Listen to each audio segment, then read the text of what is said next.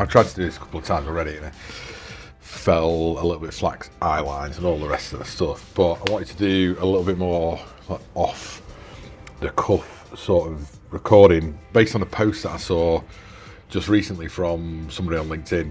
I will link to Ashen in the comments. Interesting guy. He's doing training at a lab at the moment. And the reason I thought I'll just do a bit of an off the cuff one, because what he posted was this graphic about a thing called Six Sigma. If you don't know what it is, it's a manufacturing process, and it's about how you look at a business and look at your processes in quite a structured way to understand how to resolve problems, how to be as productive as you possibly can. Loads of different sort of steps behind it, and it reminded me of something that I hadn't really thought of. Years ago, I used to work for a company called Junction K, and when I was working there, I worked on two projects. One called Make It, which is like getting young people into manufacturing, and the other one was called This is Manufacturing, and it was highlighting manufacturing in the northwest of the UK, and ultimately the whole UK, sort of showing how manufacturing was beneficial and how it was a good place to work, and why the UK was quite a forward-thinking place with it. When we were doing this, we filmed a company that was going for an award called the Shingo Award. Right? The Shingo Award is an excellence in manufacturing. I filmed lots of different companies for this, from like BAE Systems to like Honda and big car manufacturers. I also filmed one company that made conservatories in the northwest, and they were going for the Shingo Awards. They were like, conceptually they were a smaller company because they're not Honda, they're not BAE Systems, but they make conservatories. What a conservatory is, for the US audience, it's a temporary extension to your house, like a summer house type thing. What I found fascinating was everything that I did during those projects has filtered in some way into the development of my own platform, and it is only just like in the last couple of weeks it's dawned on me. It was like, this is everything that I worked on, or that we work on at the moment, is being fed constantly by this background in understanding how people use a thing, and how people build something, and how people maintain something. It's all being filtered all the time by this background that we had. And the reason this conservatory one was interesting to me was, one, they were a much smaller company in comparison to the bigger companies. They were a smaller operation, but they were still going for the same award, because this Shingo Award recognises excellence in manufacturing no matter how big you are. And what they did that was fascinating to me was, they said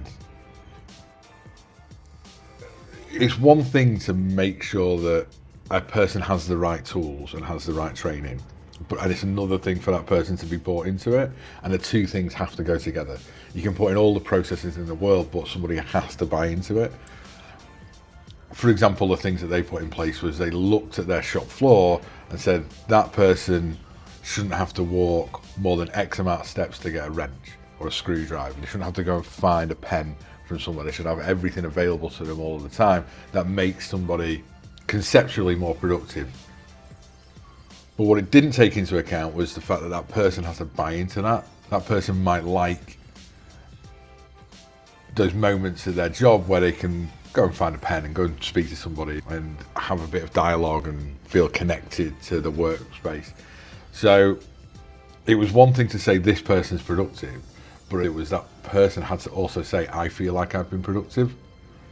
Yeah, proficiency over here and proficiency over here have to be two things that work together.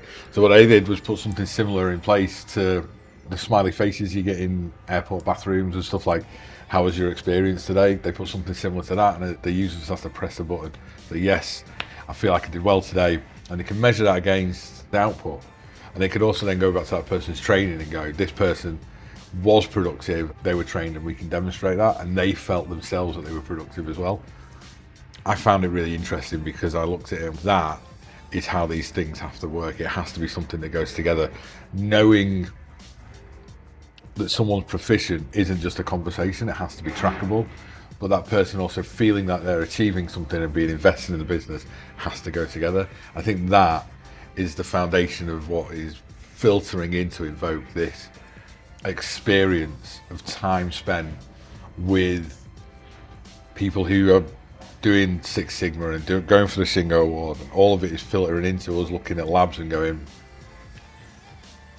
train the trainer just gives you a tick in a box to say I trained this person, but it rarely checks whether the person doing the job feels like they're comfortable with it.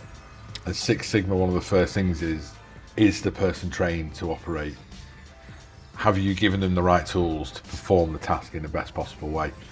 And if you are a manufacturer that is going for that and you can't demonstrate that that person really totally understands the stuff that you've said to them, I don't know how you can tick that first box in something like Six Sigma.